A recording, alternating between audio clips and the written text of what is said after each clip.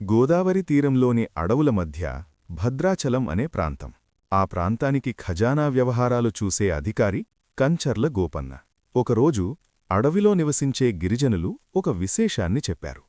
వర్షానికి ఎండకు తడిసి మునిగిన చిన్న పాకలో శ్రీరాముడు, సీతమ్మ, లక్ష్మణుడు విగ్రహాలున్నాయట. గోపన్న అక్కడికి వెళ్లగానే ఆయన హృదయం కలత చెందింది. లోకనాథుడు ఇలా నిరాదరణకు గురవటం ఆయనకు తట్టుకోలేకపోయాడు. ఆ క్షణమే ఆయన మనసు నిర్ణయం తీసుకుంది.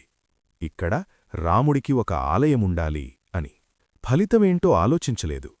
ప్రజలనుంచి తర్వాత డబ్బు సేకరిస్తాననే నమ్మకంతో ప్రభుత్వానికి చెందిన ఖజానా మొత్తాన్ని రామాలయం నిర్మాణానికి వినియోగించాడు.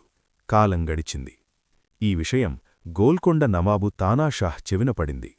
అనుమతి లేకుండా ధనం వాడటం రాజద్రోహమని భావించి గోపన్నను కారాగారంలో బంధించారు. చీకటి గది, రాయి నేల, 12 సంవత్సరాలు. కాని గోపన్న మనసు మాత్రం బంధించబడలేదు. గోడలమీద గోళ్లు గాయపడేలా చెక్కుతూ రాముడు, సీత, హనుమంతుడి రూపాలను చెక్కాడు. ఆ గోడలే ఆయన భక్తికి సాక్ష్యాలయ్యాయి. ఒక రాత్రి అద్భుతం జరిగింది.